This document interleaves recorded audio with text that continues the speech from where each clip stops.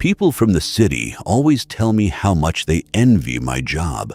They come up to the Pacific Northwest from places like San Francisco or Chicago, spend 3 days glamping in a heated yurt, and tell me how peaceful the woods are. They think my life is a perpetual vacation, hiking well-maintained trails, breathing crisp mountain air, and occasionally pointing lost tourists to the nearest scenic overlook. They don't know about the silence. Not the absence of city noise, the sirens, the tires on wet asphalt, the hum of a million air conditioners, but the real silence, the heavy, suffocating kind that falls over the deep woods right before something terrible happens. We call it the Oz factor in the Ranger Service. It's that precise moment when the birds stop singing, the insects cease their buzzing, and even the wind seems to hold its breath. When you experience that silence, your primate brain fires up an ancient inherited warning. You are no longer the apex predator in this environment. My name is Elias Thorne. I've been a senior ranger at Blackwood Ridge National Forest in Washington State for the better part of a decade. Before this, I spent 12 grueling years as a homicide detective for the Seattle Police Department. I left the force after a case involving a missing child in the sprawl of the city ground my soul down to a fine dust. I came to the sprawling, ancient wilderness of the Cascade Mountains because I wanted a world where the rules made sense. Nature can be cruel, but it's honest. A bear kills because it's hungry or protecting its cubs. A winter storm kills because it's indifferent. There is no malice in the wild. Or so I desperately wanted to believe. Blackwood Ridge is vast. We're talking over 1 million acres of towering Douglas firs, Sitka spruce, and deep, shadowed valleys that haven't seen direct sunlight since the last ice age. My sector, Sector 4, known to the locals as the Shadow Bowl, is the most remote. It's a rugged expanse of steep ravines and old-growth forest, where cell reception is a mythical concept, and GPS devices tend to spin wildly, as if confused by the very earth beneath them. The incident began on a Tuesday in late October.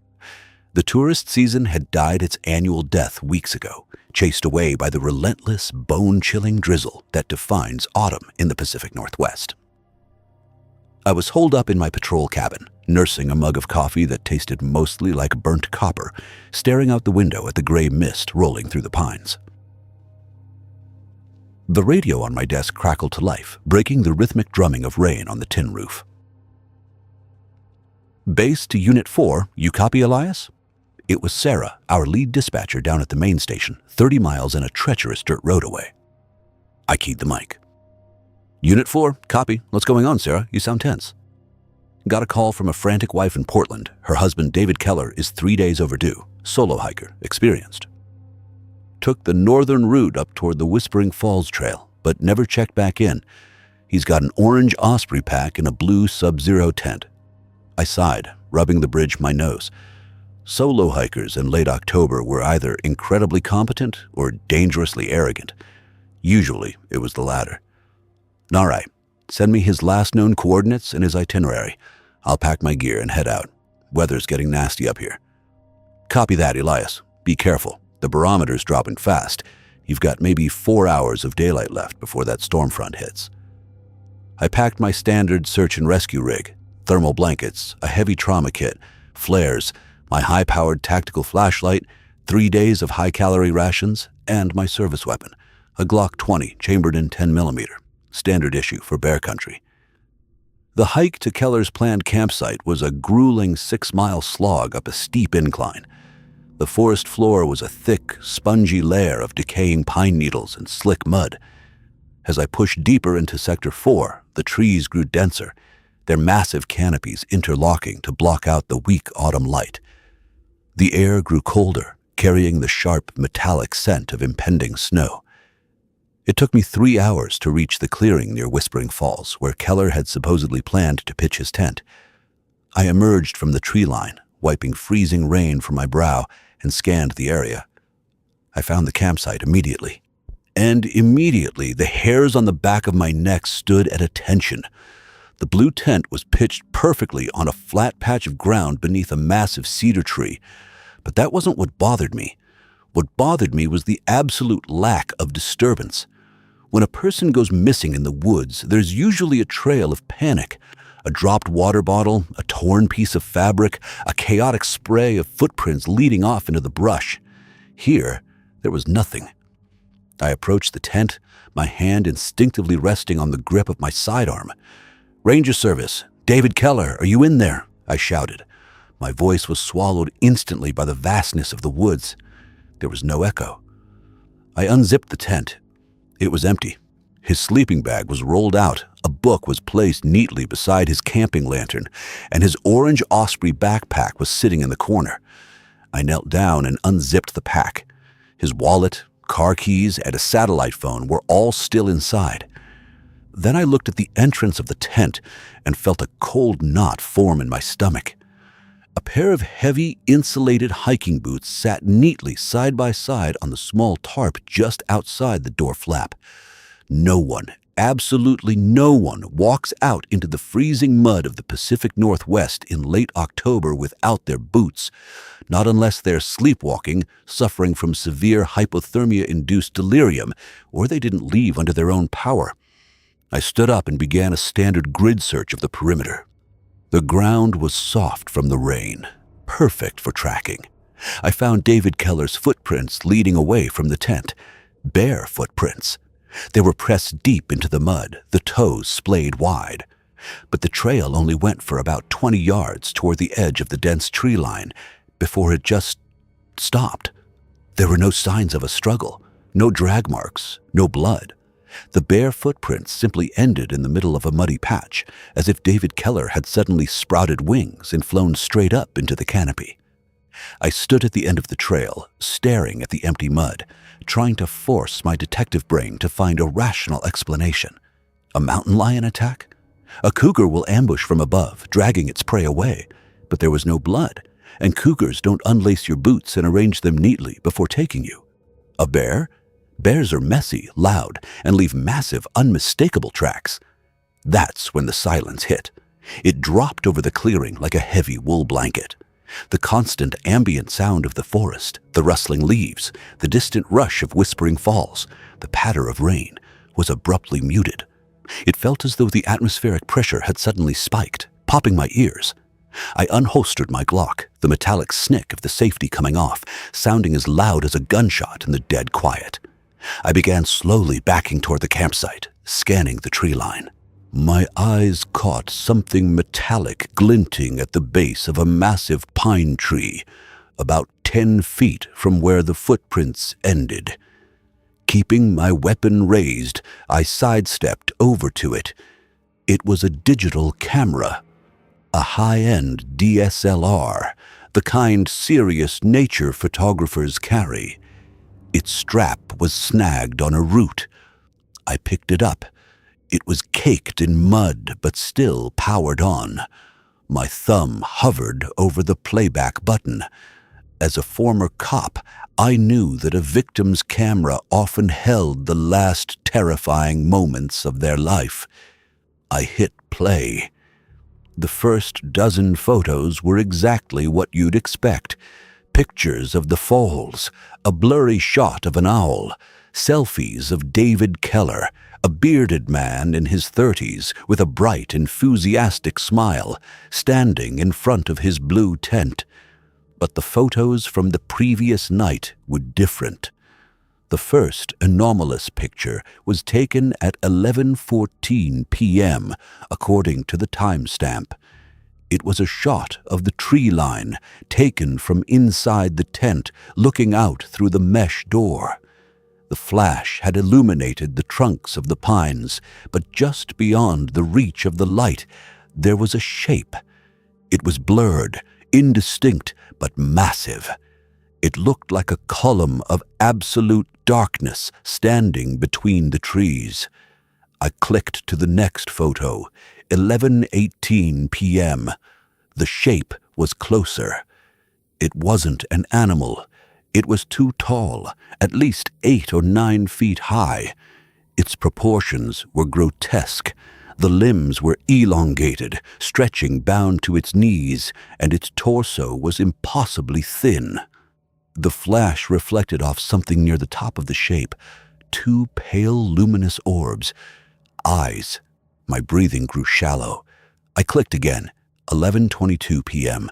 The photo was a chaotic blur of motion, a close-up of the tent fabric ripping. Then there was a gap. The next photo wasn't taken until 3:45 a.m. I stared at the small digital screen, my mind refusing to process what I was seeing. The picture was clear, taken with a steady hand. It was a photograph of the blue tent, taken from a high angle, a very high angle. Based on the perspective, the camera had to be at least 50 or 60 feet in the air, looking straight down at the campsite. But it wasn't a drone shot. In the bottom corner of the frame, intruding on the lens, was a hand. It was pale, gray, with skin that looked like wet clay.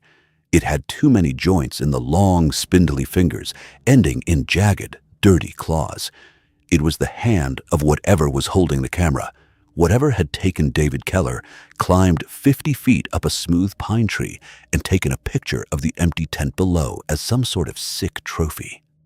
A sudden, sharp crack snapped my attention away from the camera. It came from deep within the woods to my right. I dropped the camera and brought my flashlight and gun up, shining the beam into the dense undergrowth. "Who's there? Step out slowly with your hands visible." Silence. Then, from the darkness, a voice called out, "Help me, please. My leg is broken." It was a man's voice, weak, trembling with pain. "David?" I yelled back, my heart hammering against my ribs. "David, I'm Ranger Thorne. Stay where you are. I'm coming to you." I took a step forward, the beam of my flashlight cutting through the gathering mist. "Help me, please. My leg is broken," the voice called again. I froze. I had spent 12 years as a detective, interviewing thousands of people, listening to 911 calls, hearing people in genuine distress. Human speech has natural cadence, emotion, variations in breath and tone. The voice I just heard was exactly, perfectly identical to the first time it spoke. The pitch, the volume, the length of the pause between words. It wasn't a man repeating himself. It was an audio recording being played back. "Help me, please. My leg is broken," it sounded again. But this time, it wasn't coming from the underbrush ahead of me. It was coming from above, from the canopy, 50 feet up in the trees. I aimed my flashlight upward, sweeping the beam across the massive branches of the Douglas firs. The light caught nothing but wet pine needles and fog. "Help me, please. My leg is broken." Now it was coming from my left, further away. Whatever was making the sound had moved silently through the canopy, covering 60 yards in less than 5 seconds without breaking a single branch. It was hunting me. It was using the voice of a dead man as a lure, trying to pull me off the trail, out into the deep dark where my flashlight wouldn't reach. The storm broke then. The freezing rain turned into a torrential downpour, extinguishing the last light of the setting sun. The darkness was absolute, thick and impenetrable. I didn't run. Running triggers the prey drive in predators. I slowly backed up, stepping perfectly into my own muddy footprints, never taking my weapon or my flashlight off the tree line. I grabbed my emergency radio, hoping the storm hadn't killed the signal entirely. "Base, this is Thorne. Emergency. Code red. I have a hostile entity in Sector 4. Victim David Keller is presumed deceased. I am falling back to the cabin." The radio hissed with angry static. Then a voice broke through the interference. It wasn't Sarah. "Help me, please. My leg is broken." It was coming from the radio. I shut the radio off, clipping it to my belt. I was alone. It was 6 miles back to my fortified cabin, through pitch black woods, in a freezing storm, with something ancient and impossible stalking me from the treetops. I took a deep breath, the cold air burning my lungs, and began the long walk back. In the darkness behind me, I could hear the heavy, wet sound of a massive body slipping down the trunk of a tree, its claws dragging against the bark. The real silence was over. The hunt had begun. The human brain is a remarkable machine, built for pattern recognition and survival. When confronted with trauma, it categorizes, filters, and attempts to force the impossible into boxes labeled rational. As I backed away from the campsite of David Keller, stepping perfectly into the muddy impressions I had made just moments before, my detective brain was working in overdrive. It's a poacher, my mind reasoned, a smuggler, someone using a parabolic speaker and a voice recorder to scare off rangers. But no poacher climbed 50 feet up a slick Douglas fir in seconds without making a sound. No smuggler possessed hands like wet gray clay with joints that bent in too many places. The rational boxes were breaking apart, spilling their contents into the dark, primal waters of pure terror. The storm did not arrive gradually. It slammed into Blackwood Ridge with the subtlety of a freight train.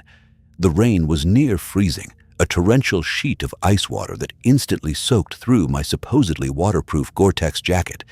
The canopy above, usually a shield against the weather, simply funneled the water down in heavy, punishing sheets. The temperature plummeted from a brisk 45 degrees to somewhere hovering just above freezing. Hypothermia was no longer a distant possibility. It was a ticking clock.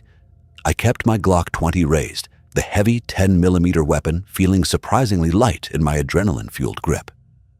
The beam of my tactical flashlight was virtually useless now, bouncing off the dense wall of rain and creating a blinding white glare that ruined my natural night vision. I clicked it off, opting instead for the low-lumen red light clipped to my chest rig.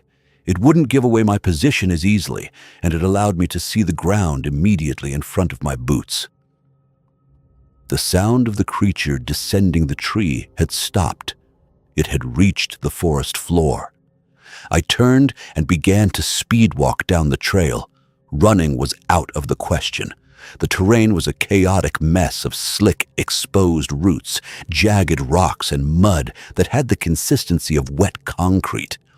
A twisted ankle out here, in these conditions, was a death sentence, even without a predator stalking me. For the first mile, the only sounds were the deafening roar of the rain and the harsh, ragged rasp of my own breathing. I focused on my training. Step, slide, check your 6. Step, slide, check your 6. Then it started again. "Elias, it's so cold out here." The voice came from the darkness to my right, paralleling my path. It was David Keller's voice, but the cadence was subtly wrong. The inflection was flat, devoid of the panic a dying man would feel. It sounded like someone reading a script in a language they didn't understand. But it knew my name. I hadn't spoken my name aloud at the campsite.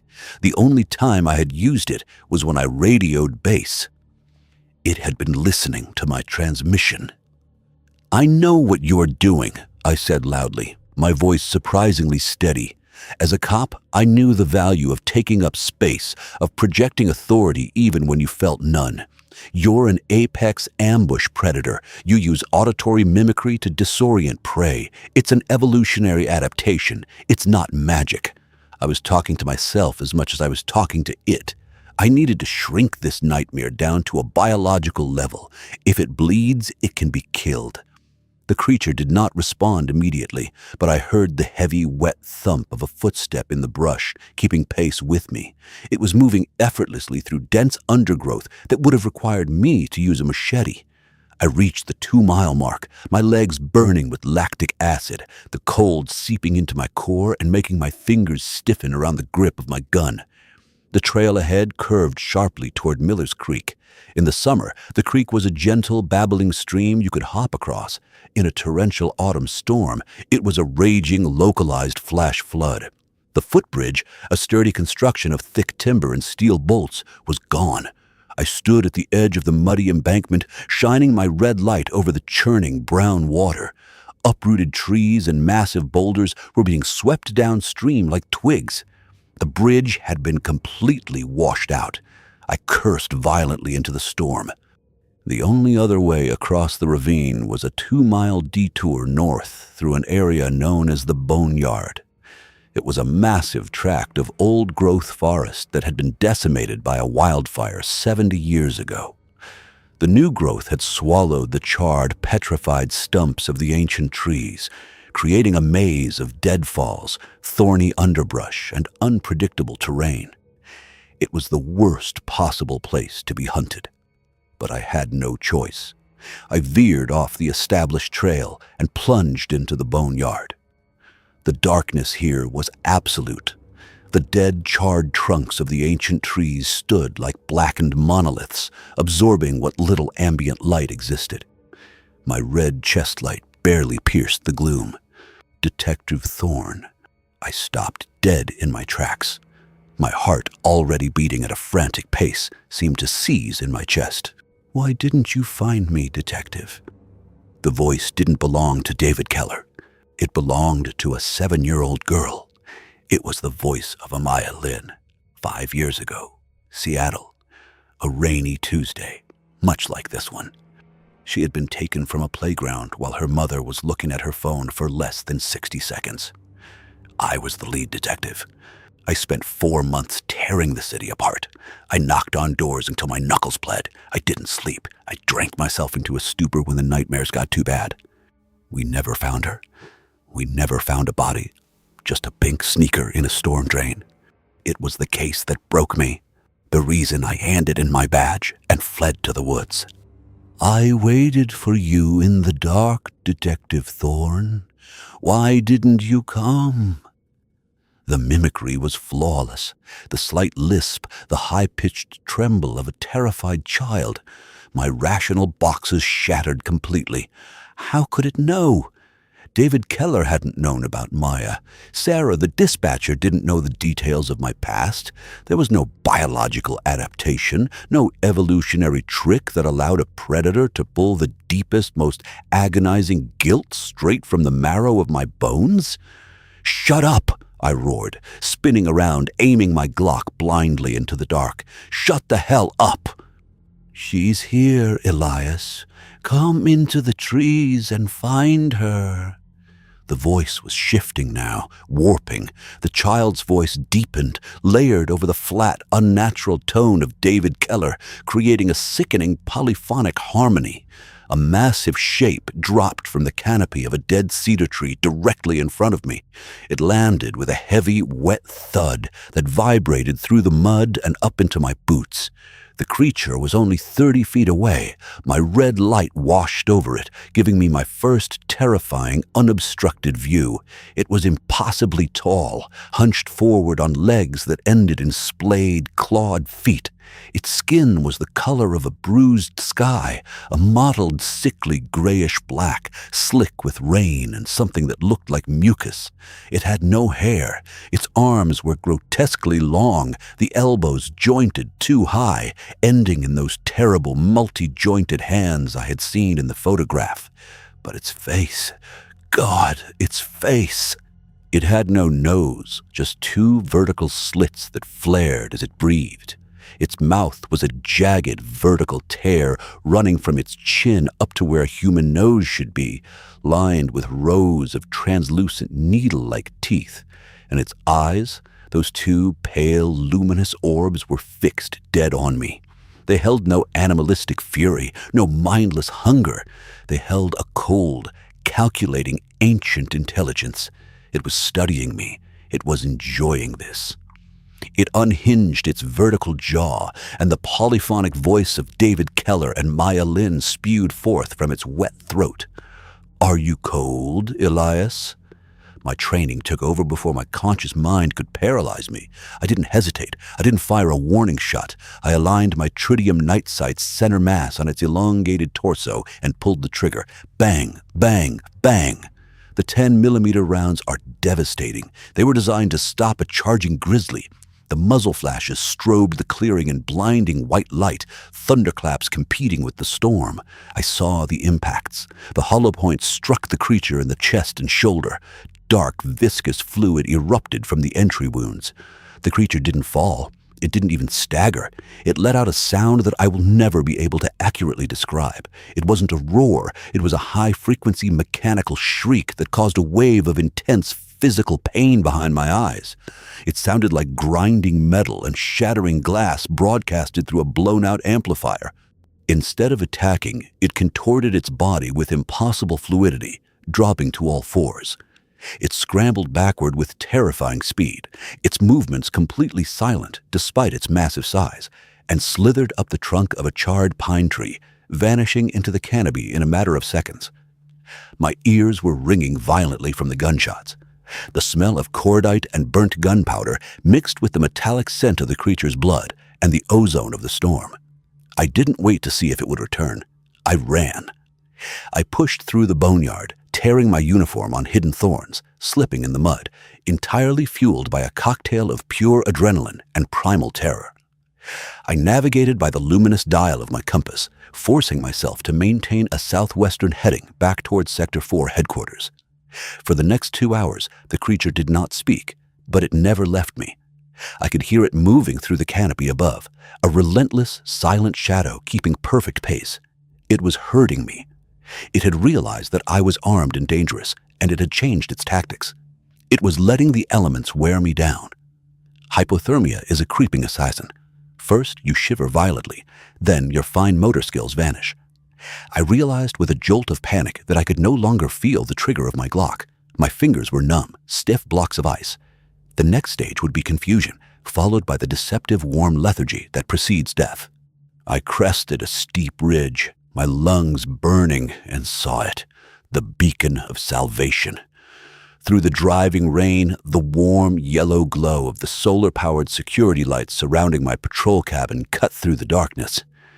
The cabin was built on heavy timber stilts to protect against winter snowdrifts, a sturdy log structure reinforced with steel plating after a particularly aggressive bear season a decade ago. I scrambled down the embankment, sliding the last 20 feet in the mud, and sprinted across the clearing. I took the wooden stairs 3 at a time, throwing my weight against the heavy steel door. I fumbled for my keys with dead, frozen fingers. I dropped them twice. From the edge of the clearing, just beyond the reach of the yellow security lights, the polyphonic voice called out, "We're almost home, Elias." I jammed the key into the lock, twisted, and threw the door open. I practically fell inside, kicking the door shut behind me. I threw the primary deadbolt, then the secondary. I engaged the heavy steel crossbar that spanned the width of the doorframe. I collapsed onto the wooden floor, gasping for air, water pooling around me. The silence inside the cabin was deafening compared to the storm outside. I forced myself up. Survival protocol dictated action. I stripped off my tactical gear, throwing it into a pile by the door. I threw 3 dry logs into the cast-iron wood stove and doused them in accelerant, striking a match with trembling hands. The fire roared to life, casting dancing shadows against the log walls. I grabbed a thick wool blanket from my bunk, wrapping it tightly around my shivering shoulders, and walked over to my desk. The cabin was secure. The windows were reinforced polycarbonate, capable of stopping a high-caliber bullet, covered by heavy steel storm shutters that I had locked down from the inside. The door was practically a bank vault. I was safe. I just needed to ride out the storm, wait for daylight, and get on the emergency satellite comms to call in a heavily armed tactical team. I powered on the battery-operated security monitor. It fed from 4 infrared cameras mounted on the exterior corners of the cabin. I flicked through the channels. Camera 1, the front steps. Empty. Camera 2, the eastern tree line. Empty. Camera 3, the generator shed. Empty. Camera 4, the rear blind spot. Empty. The creature had retreated. The cabin had deterred it. I let out a long, shuddering breath, feeling the warmth of the stove finally beginning to thaw my frozen blood. I reached for the VHF base station radio on my desk. It was connected to a massive antenna on the roof and a heavy-duty marine battery bank. Unlike my handheld, it had the power to punch through the storm interference and reach Sarah at the main dispatch. I picked up the heavy microphone and pressed the transmission button. "Base, this is Thorne. Do you copy? Sarah, are you there?" Static hissed back at me. I waited 30 seconds and tried again. "Base, this is Unit 4. I have secured the cabin. I survived contact with an unknown hostile, I require immediate armed evac at first light. Do you copy? More static. I sighed, letting my head drop forward. The storm was just too thick. I would have to wait. I turned around to face the fire, preparing to boil some water for a freeze-dried meal. Behind me, the radio on the desk crackled to life. It wasn't the hiss of static. It was the sharp, clear sound of an open channel. I froze, the wool blanket slipping slightly from my shoulders. From the speaker of the base station radio, a radio that was hardwired into the cabin, a radio that was currently receiving a signal from a powerful external source, a voice spoke. It was my own voice. "Base, this is Unit 4. I have secured the cabin. I survived contact with an unknown hostile. I require immediate armed evac at first light. Do you copy?" I slowly turned around, staring at the green illuminated dial of the radio. Then the voice changed. It shifted from my voice to the crisp, professional tone of Sarah, the lead dispatcher. "Copy that, Elias," the radio said in Sarah's voice. "We are already inside." I didn't have time to process the impossibility of the statement. Directly above me, from the heavy timber rafters of the cabin ceiling, I heard the wet, unmistakable sound of something breathing. The human mind is a fragile, desperate machine. When confronted with a reality that fundamentally breaks the rules of physics and biology, it attempts to retreat into denial. I stood completely paralyzed in the center of my impenetrable steel-reinforced fortress, the heat of the cast-iron wood stove radiating intensely against my back. Above me, drifting down from the heavy timber rafters of the vaulted ceiling, came the impossible, unmistakable sound of wet, rhythmic breathing. "We are already inside." Sarah's stolen voice echoed endlessly in my mind, a mocking phantom broadcast over my own radio. I didn't look up immediately. To look up was to acknowledge that the heavy steel door, the reinforced polycarbonate windows, and the iron storm shutters were entirely useless. I had locked myself inside a metal box with the very nightmare I was trying to escape. My tactical gear, and more importantly, my Glock 20 was sitting in a sodden, muddy pile by the front door, a solid 15 feet away. I frantically traced the architecture of the patrol cabin in my mind's eye. It was a single, open-plan room.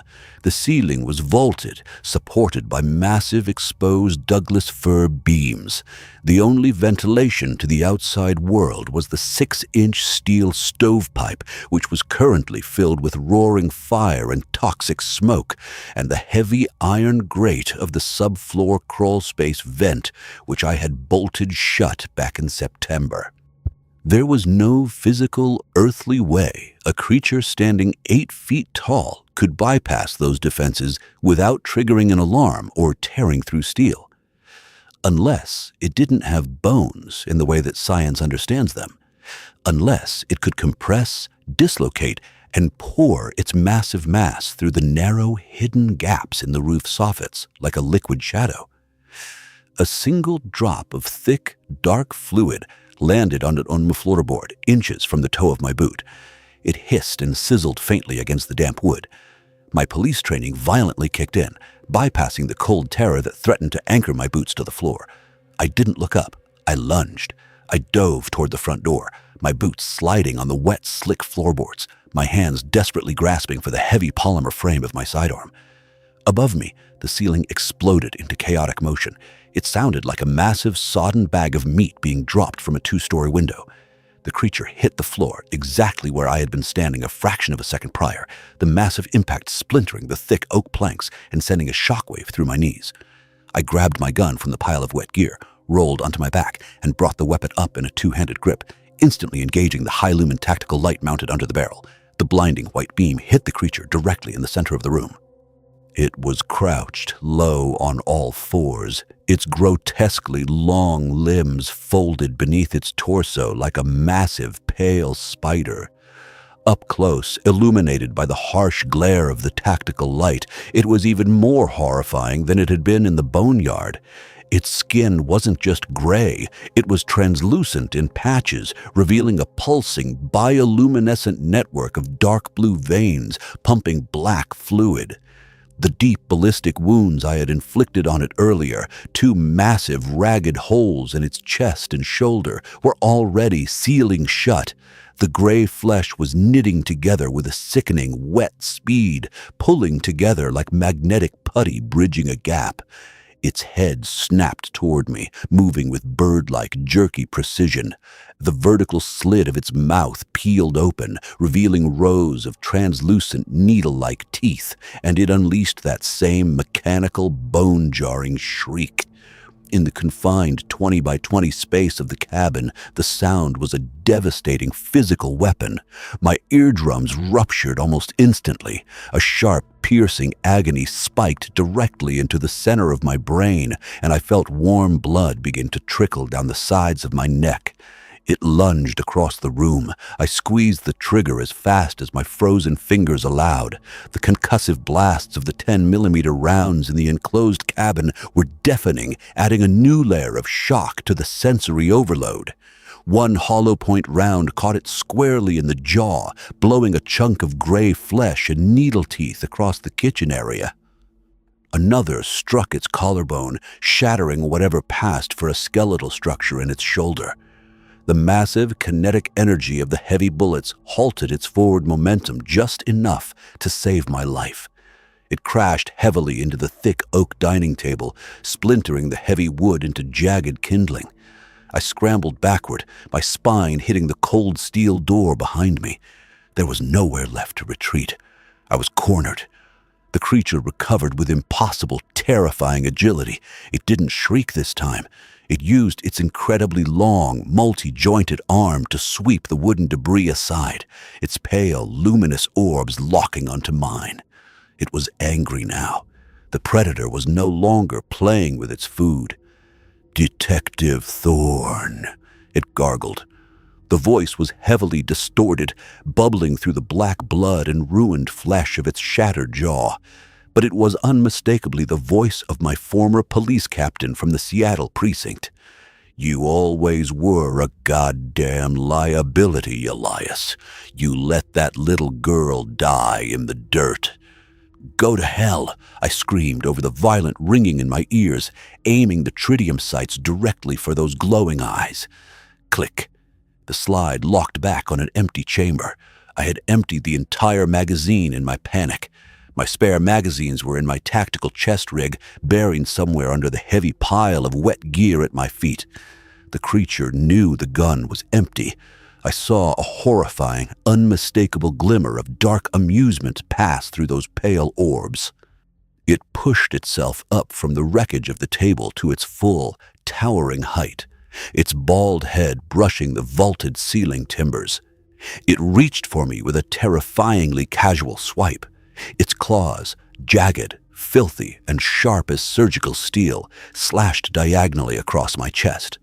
The heavy, Kevlar-reinforced fabric of my ranger uniform absorbed the brunt of the deadly impact, but the sheer kinetic force threw me sideways through the air. The claws found purchase on my left shoulder, slicing effortlessly through the material and biting deep into my muscle and flesh. The pain was blinding, a hot, searing line of absolute agony that sent my vision swimming in television static. I hit the floor hard, crashing violently against the side of the cast-iron wood stove. The black metal was radiating intense, blistering heat, instantly burning the skin of my forearm right through my long-sleeved shirt. The creature loomed over me, blocking out the cabin lights, preparing for the final, killing blow. It reached down, its vertical jaw unhinging and opening wide enough to envelop my entire head. The stench of its breath washed over me, a horrific, suffocating blend of rotting meat, atmospheric ozone, and stagnant swamp water. Survival is an ugly, desperate, and entirely unheroic thing. It's not about bravery. It's about utilizing whatever violent tools are within your immediate reach. My right hand slammed blindly against the iron handle of the stove door. I yanked it open. The fire inside was a roaring, contained inferno of dry pine logs and chemical accelerant. Without a second of hesitation, I reached directly into the flames with my bare hand, grabbed a blazing, thick piece of firewood by its slightly cooler end, and swung it upward with every remaining ounce of strength in my body. I smashed the burning red-hot log directly into the center of the creature's face. The reaction was instantaneous and violently explosive. The creature didn't just feel the pain of the burn, it seemed existentially terrified of the fire itself. The open flames caught the slick, mucus-like coating on its gray skin, instantly igniting it like gasoline. The creature threw itself backward with a violent thrash, emitting a series of shrill, panicked vocalizations that sounded horrifically like a dozen different women screaming in unison. It collided blindly with the kitchen counter, sending canned goods, a heavy cast-iron skillet, and my glass coffee pot crashing to the floor in a shower of debris. I didn't waste the few precious seconds of distraction I had just bought with third-degree burns.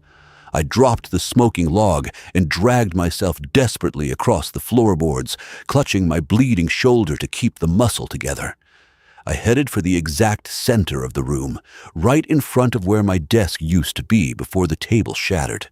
Beneath a heavy braided wool rug was the hatch to the root cellar. Originally designed in the paranoia of the 1970s as a cold storage bunker and emergency storm shelter, it was a 6x6 concrete cube sunk deep into the earth beneath the cabin's foundation.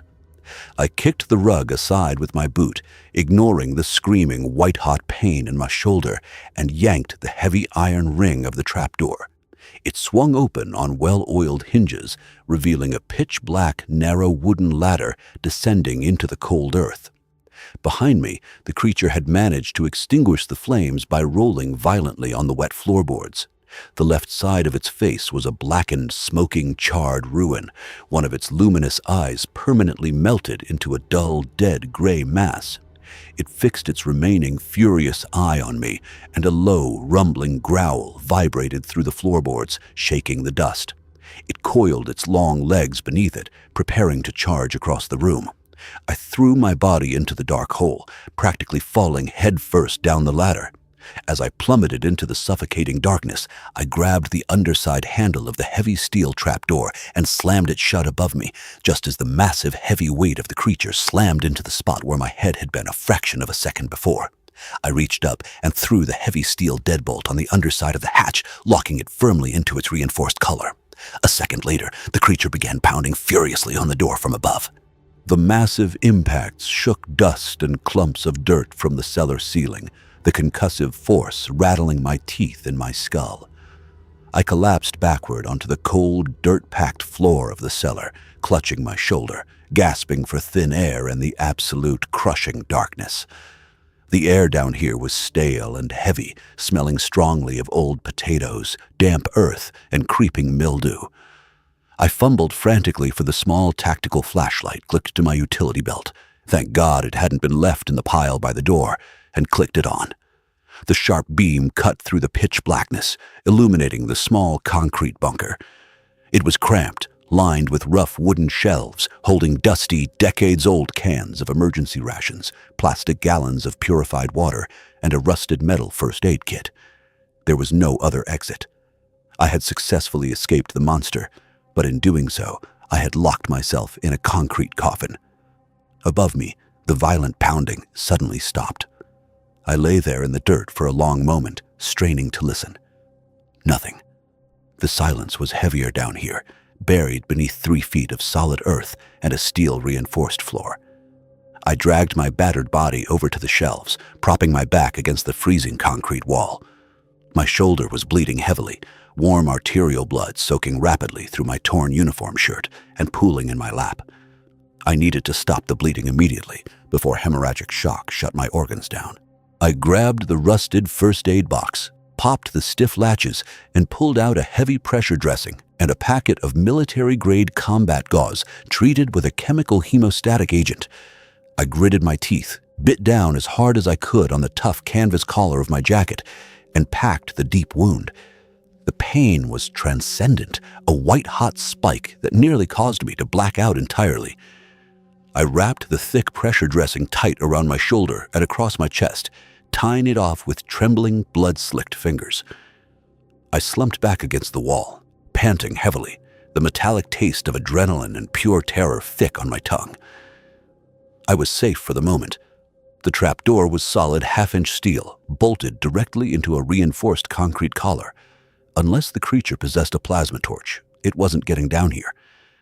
But I had no long-term food, no radio communication, no weapons, and a strictly limited amount of breathable oxygen.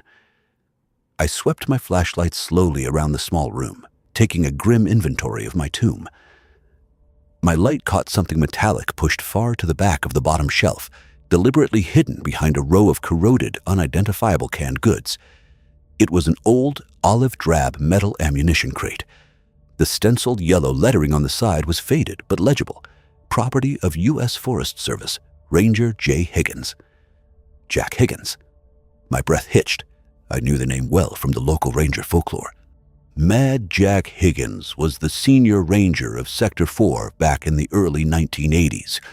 The long-standing story went that the extreme isolation finally got to him. He started reporting ridiculous, paranoid things over the radio. Poachers with invisible helicopters, highly organized bears that could pick locks and disable cameras. Eventually, he just snapped completely. The official record stated he walked out into the woods during a massive blizzard in 1984 and never came back. His body was never recovered by the search teams. I reached out and pulled the heavy ammo crate toward me. The thick rubber seal had preserved the contents perfectly against the damp. I flipped the heavy metal latch and opened the lid. Inside was a thick, leather-bound journal, several carefully folded topographical maps, a military-grade compass, and a vintage Polaroid camera. I picked up the journal with shaking hands. The leather was dry and cracking with age. I opened it to the first marked page. The handwriting was erratic, written in dark, bold ink that pressed so deeply into the paper it nearly tore through. October 12th, 1983. They think I'm crazy. Let them. The brass down in Seattle doesn't want to know the truth. They sit in their heated, comfortable offices and pretend the boundary lines they draw on their maps actually mean something to the wild. They don't understand the silence line. You can't domesticate this place. Blackwood Ridge wasn't established as a national forest to protect the beautiful trees from the people. It was established quietly by the government in 1952 to keep the people out of the trees, to create a buffer zone. I shined my light closer to the yellowed page, my heart rate accelerating. I flipped rapidly through the entries. They were filled with frantic, detailed sketches, horrifyingly accurate charcoal sketches of the creature currently walking around in my cabin above.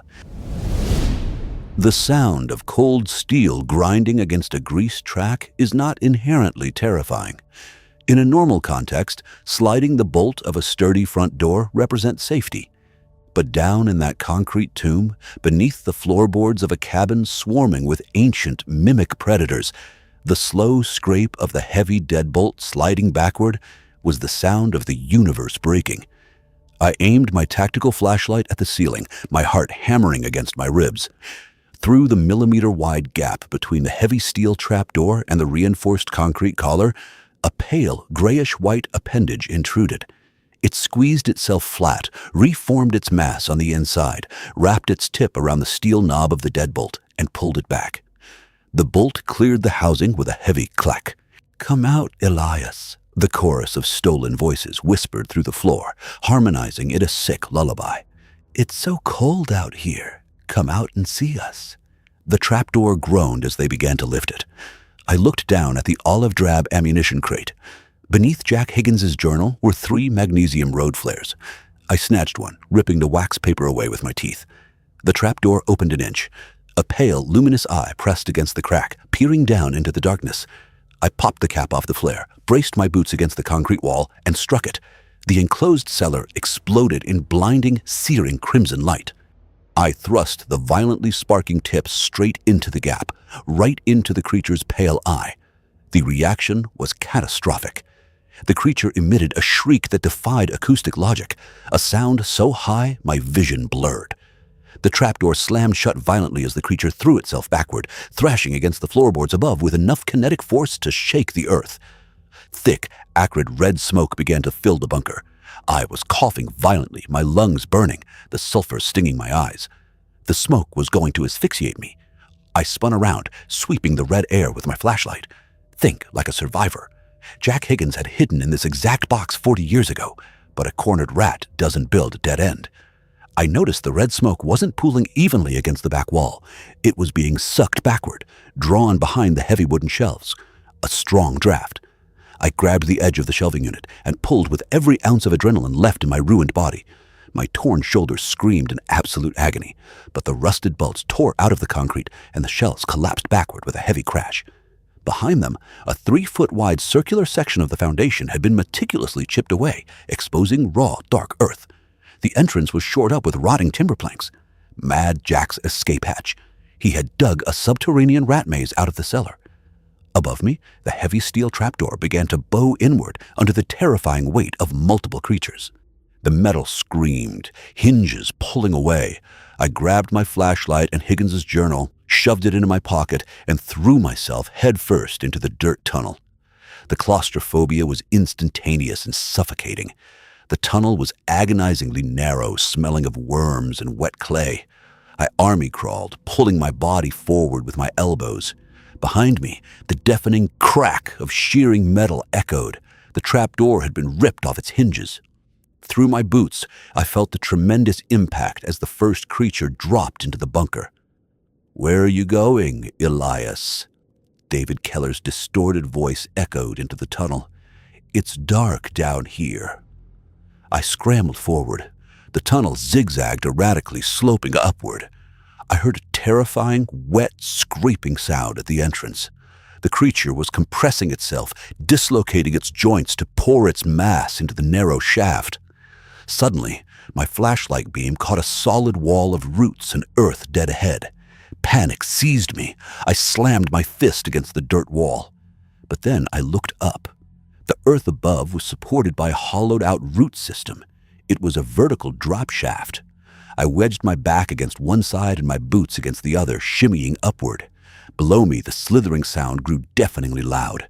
A pale, glowing eye emerged from the darkness of the horizontal tunnel. Its jaw unhinged, snapping shut mere inches from my trailing boot. I shoved both hands upward with explosive force. The earth gave way. Freezing rain poured down into the hole. I grabbed the edge of a slick root, hauled myself up, and kicked backward to dislodge the earth and collapse the shaft onto the creature. I rolled out, collapsing into the freezing mud of the boneyard. I was outside. The storm was a chaotic tempest of freezing rain and howling wind. I wiped the mud from my eyes and looked toward the cabin. My blood ran cold. The yellow security lights illuminated a vision from hell. At least a dozen massive, hunched, gray silhouettes were systematically tearing my heavily fortified cabin to pieces. They weren't just hunting me. They were erasing any evidence of my existence. I needed a vehicle and heavy communication gear. A quarter-mile north, hidden in a steel logging shed, was the service's heavy winter transport, a tracked snowcat vehicle with a radio booster. If I could reach it, I could punch through the storm interference and drive a 10-ton tank over anything in my way. I moved slowly through the dense underbrush, keeping the brightly lit nightmare to my left. Every step sent a jolt of agony radiating from my shoulder. I navigated by memory, crossing a flooded ravine. Through the driving rain, the rusted roof of the logging shed loomed. I broke into a stumbling sprint, reaching the chain-link gates. Frantically, I unlocked the brass padlock and pushed the heavy steel doors open. The interior was pitch black, smelling of diesel fuel. I stepped inside, pulling the door shut, and clicked on my tactical flashlight. The massive orange snowcat was there, but it wasn't alone. Standing directly in front of the machine was a man in a torn, mud-caked Forest Service uniform. His back was to me. "Ranger?" I croaked, reaching for my empty holster. The figure slowly turned its head. It had no face. The front of its skull was a shattered crater. It was the 40-year-old corpse of Matt Jack Higgins. Standing directly behind the corpse, its gray hands gently manipulating the dead ranger's shoulders like a macabre puppet, was the largest creature yet. Its pale eyes glowed with blinding luminosity. The creature unhinged its jaw, and the stolen voice of Mad Jack Higgins echoed in the shed. "We own the woods, detective. And now we own you." The creature hurled the corpse directly at me.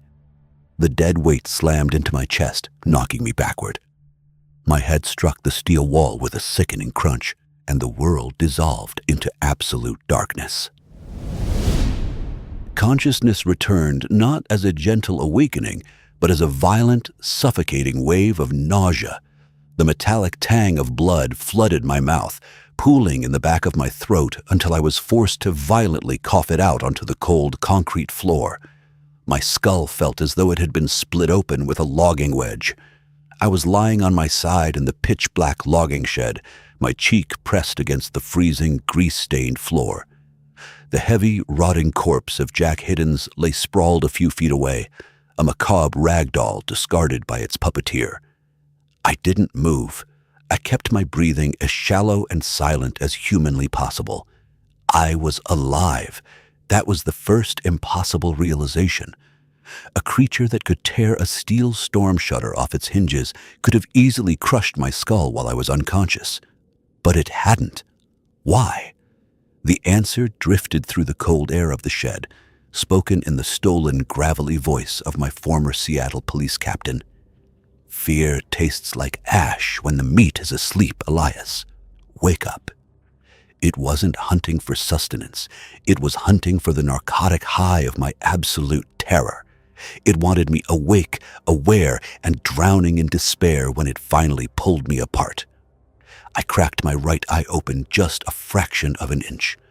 The alpha mimic stood between me and the massive orange snowcat. In the gloom of the shed, illuminated only by the ambient, chaotic flashes of lightning bleeding through the gaps in the corrugated steel roof, it was a terrifying monument to unnatural biology. It was 10 feet of lean, coiled muscle wrapped in bruised, purple-gray skin. Its pale, luminous eyes stared down at me, radiating a cold, ancient malice. My tactical flashlight had rolled a few feet away, its beam highlighting a cluttered, heavy-duty workbench against the far wall. Beneath the bench sat 3 5-gallon plastic jerry cans. The bold yellow stenciling on their sides read, "Off-Road Diesel." My right arm was pinned under my body, but my left hand, the one attached to the agonizingly torn shoulder, was free. My fingers brushed against something hard and metallic on the floor. It was a heavy 24-inch steel pipe wrench. "I can hear your heart, detective," the creature mocked, the voice morphing seamlessly from the police captain to the terrifyingly innocent lilt of 7-year-old Maya Lynn. "It's beating because I'm still breathing," I rasped, gripping the handle of the pipe wrench. I pushed myself up onto my knees, tasting copper and dirt. "And as long as I'm breathing, I'm a goddamn problem for you." I didn't try to stand. With a guttural scream, I threw myself sideways, diving and rolling beneath the heavy steel workbench. The alpha lunged, its massive claws swiping the air where my head had just been, sparking violently against the concrete floor. I scrambled into the tight space beneath the bench, grabbing the nearest plastic jerry can of diesel fuel. It weighed nearly 40 pounds. The creature dropped to all fours, shoving its grotesque, elongated face under the workbench, its vertical jaw unhinged, revealing rows of translucent needle teeth preparing to drag me out by my legs. I swung the heavy steel pipe wrench with every ounce of kinetic energy my battered body could muster, bringing it down squarely onto the plastic cap of the jerry can. The brittle, freezing plastic shattered instantly. I kicked the heavy jug directly into the creature's unhinged face. 40 pounds of raw, pungent off-road diesel fuel erupted outward, soaking the creature's head, chest, and arms. It shrieked, reeling backward, the toxic fuel burning its sensitive, mucus-coated skin and blinding its pale eyes. But diesel isn't gasoline. It doesn't ignite from a simple spark. It requires a sustained, high-temperature open flame to catch. I rolled out from under the opposite side of the workbench, abandoning the wrench. I scrambled to my feet, my vision swimming, and lunged toward the corpse of Jack Higgins. I didn't want to touch the dead man, but I frantically ripped open the chest pockets of his rotting uniform jacket. My frozen fingers found what I was praying for, a vintage, heavy brass Zippo lighter. The Alpha was recovering quickly, wiping the burning diesel from its eyes with its long, multi-jointed fingers. It let out a roar that shook the corrugated steel walls, fixing its furious gaze on me. It coiled its massive legs to spring.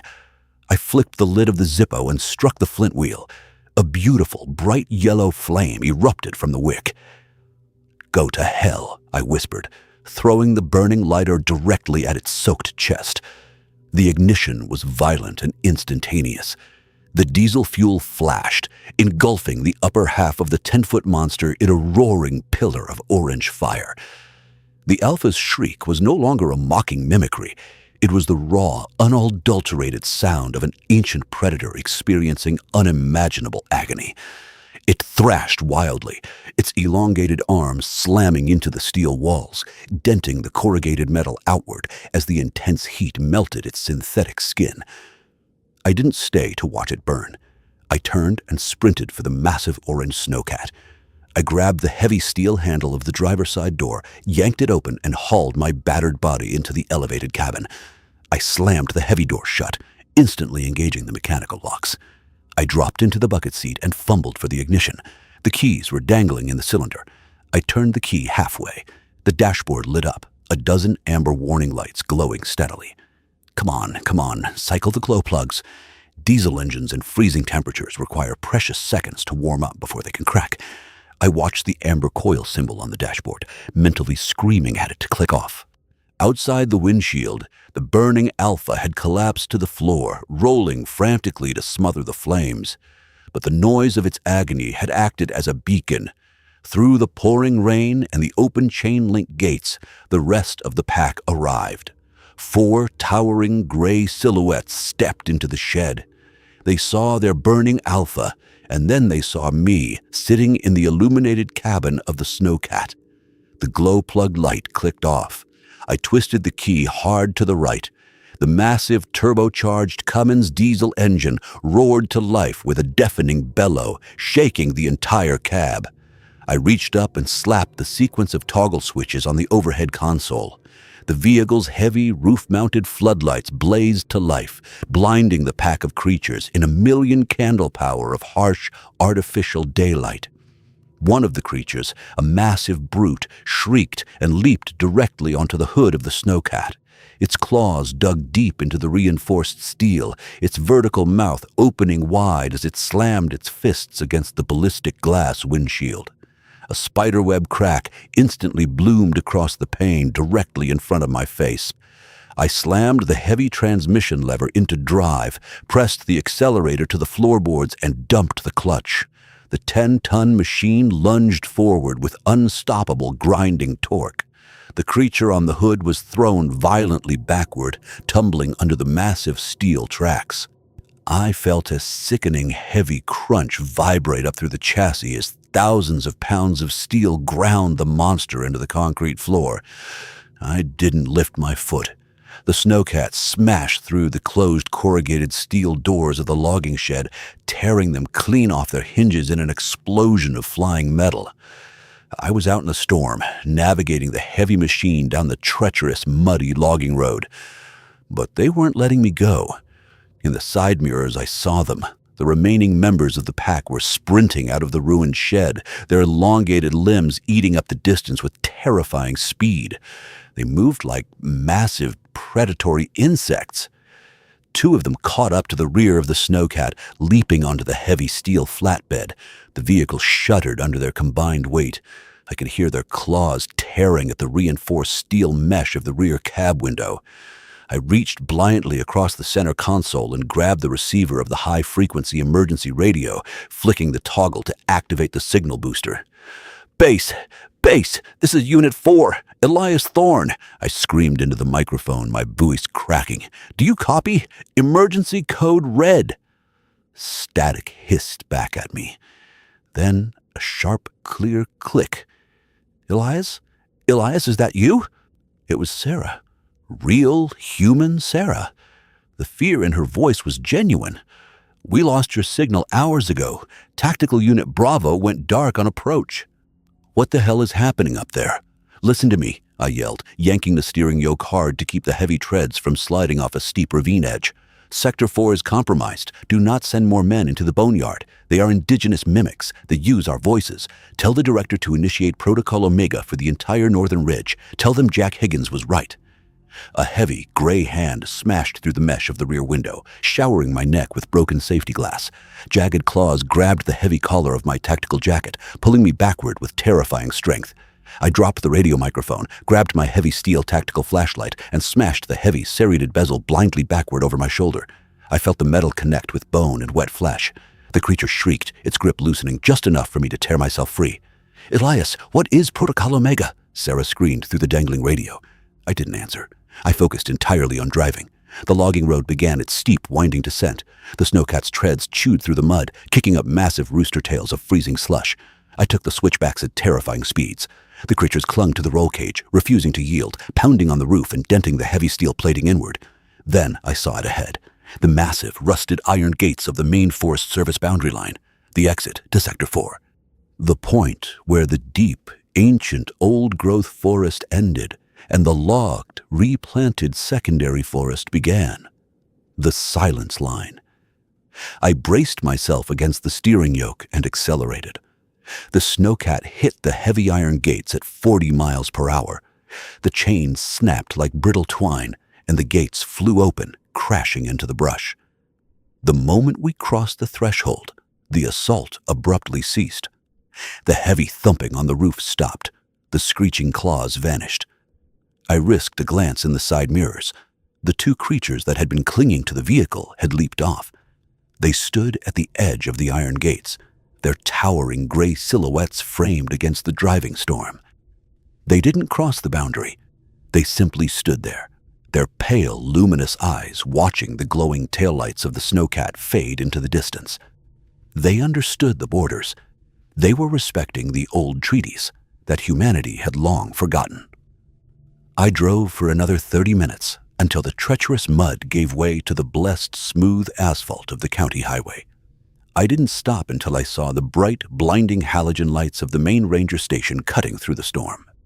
I pulled the battered snowcat into the parking lot, throwing it into park. The cabin door opened, and half a dozen armed rangers swarmed the vehicle, pulling me out into the freezing rain. Medics shouted orders, pressing fresh bandages against the ruined mess of my left shoulder.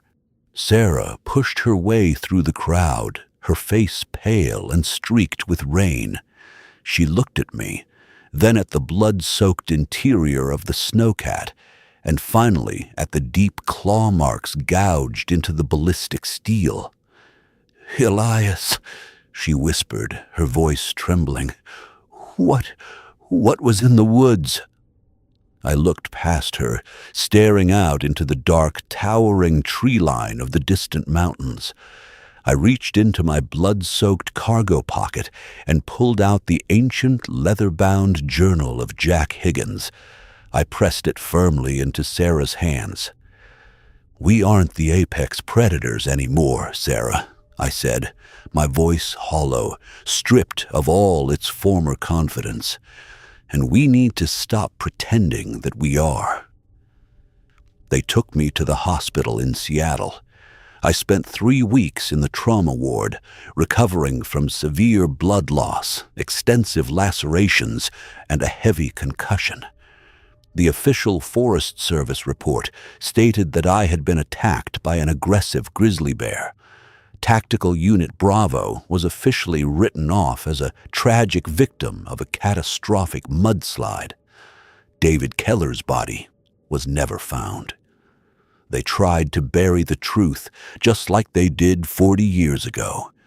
They offered me an early, highly compensated medical retirement. I refused. I kept my badge. I demanded a transfer to the main boundary station right on the edge of the iron gates. They think I'm traumatized. They think I'm obsessed. Let them. Someone has to watch the tree line. Someone has to sit in the dark, monitoring the thermal cameras and listening to the high-frequency radio channels when the winter storms roll in, because I know what waits in the deep dark of the boneyard. I know that the boundary lines we draw on maps only matter if both sides respect them, and sometimes, when the autumn wind blows down from the high ridges, carrying that cold, metallic scent of snow and ozone, I can hear my own voice calling out from the shadows between the trees, asking me to come back to the dark. But I don't answer. I just load my weapon, lock the heavy steel doors, and wait.